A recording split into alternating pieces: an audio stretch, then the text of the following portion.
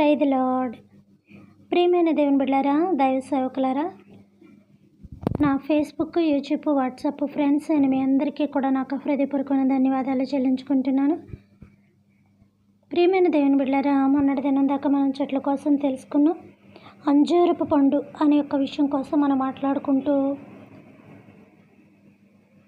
చెప్పుకుంటూ ఉన్నాము. ఆ యొక్క చెట్టు దేనికి పనిచేసింది, ఆ కాయలు దేనికి పనిచేసాయి, అవి వైద్యానికి ఎంతగా ఉపయోగపడ్డాయి అన్న విషయాన్ని, భయంకరమైన వైద్యాన్ని ఆ యొక్క కాయలు ఎలా తగ్గించాయి అని మనం వర్ణించుకున్నాం. ఇక్కడ కాయలు గొప్పవి అనుకోద్దు సుమా. దేవుడు ఒక మాట చెప్పాడు, అవసరమైతే ఆయన కృప ఉంటే రాళ్ళకి రొట్టెలు చేయగల శక్తి ఆయనకుంది, రాళ్ళకి పిల్లలు పుట్టించగలిగిన శక్తి ఆయనకుంది. కాబట్టి ఇక్కడ కాయని ఎక్కువగా ప్రాధాన్యత తీసుకోవద్దు. అవి దేనికి ఉపయోగించాలో దానికి మాత్రమే ఉపయోగిస్తాం.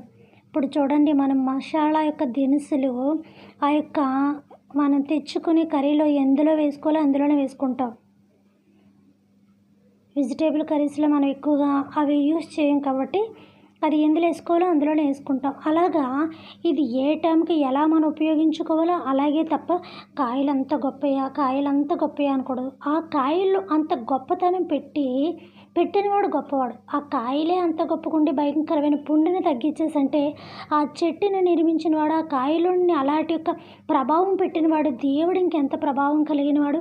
అందుకే దేవుడు చెప్తున్నాడు, నేను ప్రభావము కలిగిన వాడని, నేను సారము కలిగిన వాడని, నేను జీవము కలిగిన వాడని. ఇందులో ఆయన జీవం ఉండి చలింప చేయగలదు. ఆయన మాట జీవము, ఆయన చెయ్యి జీవము, ఆయన చూపు జీవము.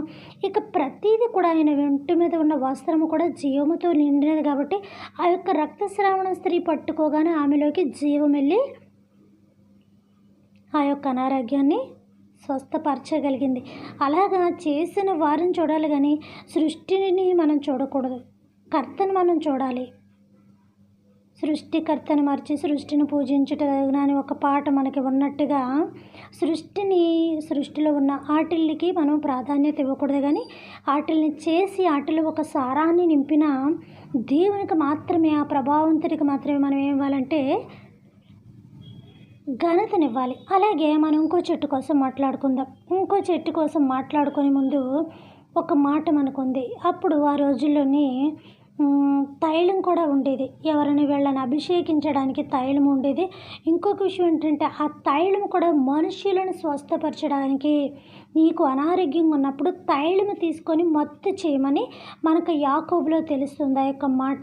నువ్వు సంఘ పెద్దల దగ్గరికి వెళ్ళి, సంఘ పెద్దల మీద దేవుని యొక్క ఆత్మ ఉంటుంది కాబట్టి సంఘ పెద్దల దగ్గరికి వెళ్ళి సంఘ పెద్దలతో ప్రార్థన చేయించుకొని ఆ యొక్క నూనె రాసుకోమని అక్కడ దేవుడు చెప్పాడు. కానీ అక్కడ దైవజనుల కన్నా సంఘ పెద్దలకి ప్రాధాన్యత ఎక్కువ ఇవ్వబడింది. దైవజనుని ప్రాధాన్యత వేరు, సంఘ పెద్దల యొక్క ప్రాధాన్యత వేరు. వాళ్ళు కూడా దైవంతో ఉంటారు కాబట్టి మోషేకి ఎంతటి ప్రాధాన్యత ఉంది, అలాగే యెహోషువ, కాలేబుకి వాళ్ళిద్దరున కుడి ఎడమ పక్కన ఉన్న వాళ్ళిద్దరు కూడా దేవుడు అంతటి ప్రాధాన్యత ఇచ్చాడు. కాకపోతే కొంత తక్కువ. తర్వాత వాళ్ళ మాత్రం యాజక స్థానాన్ని వాళ్ళు కూడా దేవుడిచ్చాడు. వాళ్ళు సంపాదించడం కాదు కానీ ఆ స్థానంలో మోషేని తీసిన తర్వాత వీళ్ళనిచ్చాడు. సంఘ పెద్దలు అంటే దైవజనులు లేనప్పుడు సంఘ బరువు భారాన్ని మోయగలిగిన వారు, పెద్దల్లాగా బాధ్యత కలిగిన వారు. వాళ్ళ మీద కూడా దేవుని ఆత్మ కురుమరింపబడి ఉంటుంది అనమాట. కాబట్టి నీవు సంఘ పెద్దల దగ్గరికి వెళ్ళి ఆ యొక్క తైలం తీసుకొని మత్తు చేయమన్నది. ఇప్పుడు దాకా మనం కాయలు చూసాం, అవి స్వస్థత కాయలు అయి ఉన్నాయని అట్లే పుండికి వాటికి ఉపయోగించాయి.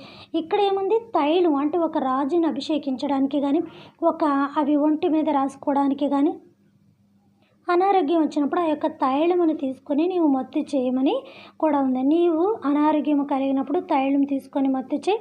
మత్తు అంటే రాయడం, మత్తు అంటే మత్తుమంది కాదు సుమా. మత్తు అంటే బాడీకి ఒత్తడం అంటే అది ఏంటది అంటారు, మాలిష్ చేయడం.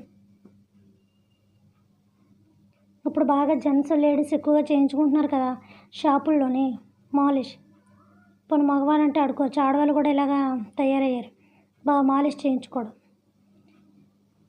సరే, అవి ఎవరి వ్యక్తిగత జీవితాల విషయాలు, అభిప్రాయాలు, మనకు అనవసరమైన విషయాలు అవి. కాబట్టి ప్రియమైన దేవుని బిడ్డలారా, అలాగా నువ్వు తైలము తీసుకొని మత్తు చేయమని అంటే అప్పుడేముంది, ఆ రోగి స్వస్థపడతారు ఉంది. ఇప్పుడు దాకా మనం అంజూరపు కాయల నుంచి వచ్చిన దాన్ని చూసుకొని ఇవి కూడా అంజూరపకాయలు అంటే ఒక రకంగా అవి పుండు మీద కట్టడానికి తర్వాత తైలం తీసి రాయడానికి పనిచేస్తాయి అన్నమాట అని మీరు అనుకుంటారు. కానీ అలా అనుకోదు. ఎందుకంటే ఇక్కడ చెట్టులు వేరైపోయి ఉన్నాయి మళ్ళీ. ఇప్పటికే నేను చెట్ల మీద చాలా ప్రసంగాలు చేశాను. ఎన్నో చెట్లు మీకు చూపించాను. చాలా రోజులు ఆ యొక్క మెసేజ్ కూడా ఇచ్చాను. అసలు చెట్లలో ఇన్ని ప్రసంగాలు ఉన్నాయా అన్న అని కూడా మనం అనుకోవచ్చు. కాబట్టి ప్రియమైన దేవుని బిడ్డలారా, ఇప్పుడు ఈ చెట్టు కోసం మనం మాట్లాడుకుంటున్నాం. నిన్నటిదాకా అంజూరపు చెట్టు కోసం మాట్లాడుకున్నాం. అంటే అయిపోయిందని అనుకోద్దు సుమా. మనం చెప్పుకొని ఎక్కడ మొదలు పెట్టుకున్నాం? మనం యెహోషువ ప్రసంగం దగ్గర మొదలు పెట్టుకున్నాం. అక్కడి నుంచి పోనీ అయిపోయింది అనుకుంటే మళ్ళీ యొక్క చెట్టుల దగ్గర వచ్చి ఈ కాయల దగ్గర అంజూరపు కాయలు హిజ్కియాకి మొద్దు కింద చేసి కట్టగా స్వస్థపరిచారని అక్కడ చెట్ల మాట వచ్చింది. కాబట్టి ఇప్పుడు ఆ చెట్ల నుంచి ఇదే ప్రసంగం వస్తుందన్నమాట. ఇంకోటైనా మన మెసేజ్ తీసి చెప్పుకోవాలి కదా, అలా అనమాట. కాబట్టి ఇలాగ ఇక్కడ ఏముందంటే, నీవు ఒలివ నూనె తీసుకొని మత్తు చేయమనుంది. ఏముంది? నువ్వు తైలము తీసుకొని మత్తు చెయ్యి అంటే అక్కడ ఆ యొక్క ప్లేస్లోని ఎక్కడైతే నీకు అనారోగ్యం ఉందో, అది ఫీవర్ అయినా ఇదని ఏదైనా కూడా తైలంతో నీవు మత్తు చేయమని మనకుంది కదా. యాకోబు 1 అంతలోనే ఉంటుంది చూడండి. కాబట్టి తైలం కూడా ఏమైందంటే స్వస్థతకి కారణమైంది. మనం కూడా చాలా ప్రేయర్లకు వెళ్ళినప్పుడు కోకోనట్ ఆయిల్ పట్టుకెళ్ళిపోతూ ఉంటాం కదా. దైవజనుల చేత ప్రేయర్ చేయించుకుంటాం కదా. మనందరింట్లో కూడా కోకోనట్ ఆయిల్ ఉంటుంది కదా. విషయం ఏంటంటే కోకోనట్ ఆయిల్ అని కాదు కానీ ఇక్కడ ఒలివల నూనె అని ప్రాధాన్యత ఎక్కువ ఉంది బైబిల్లోని. ఏముందంటే ప్రాధాన్యత. కాకపోతే మనకు ఆ నూనె దొరికినప్పటికీ అంత శ్రేష్టమైనది కానప్పటికీ కూడా అది అనుకోండి మనకి ఇంకా కొంచెం బాగుంటుంది. ఎందుకంటే దేవుడు మనకి బైబిల్లో ఇచ్చిన మాట అది కాబట్టి. కాబట్టి ప్రియమైన దేవుని బిడ్డలారా, ఈ యొక్క నూనెతో కూడా నీవు మత్తు చేయమని నూనెకి కూడా దేవుడు అంతటి యొక్క ప్రాధాన్యత ఇవ్వడం జరిగింది. మరి ఆ చెట్లు ఏంటి, ఎక్కడున్న ఆ చెట్ల వల్ల ఉపయోగం ఏంటి అనేది విషయాన్ని మనం రేపటి దినా నుంచి మిగతా విషయాలు మనం చూసుకోవచ్చు. ఈ కొద్ది మాటలు దేవుడు దీవించి ఆశీర్వదించును గాక. ఆమేన్. పరలోకమందున్న మా తండ్రి, మీ నామము పరిశుద్ధపరచబడును గాక. మీ రాజ్యం వచ్చును గాక. మీ చిత్తము పరలోకమందును నెరవేరినట్లు భూమి అందును నెరవేరును గాక. మన దినాహారి నేడు మాకు దయచేయమయ్యా. మా యొక్క భువనస్థల అపరాధములను మేము క్షమించిన ప్రకారము మా అపరాధములను మీరును క్షమించండి తండ్రి. మమ్మలను శోధల నుంచి తెక్కాక అక్కడ తప్పించము నాయన. రాజ్యము శక్తి మహిమ నిరంతరం మీరై ఉన్నారు తండ్రి. ఆమె దేవుడు మన దీవించి ఆశీర్వదించును గాక. Good night.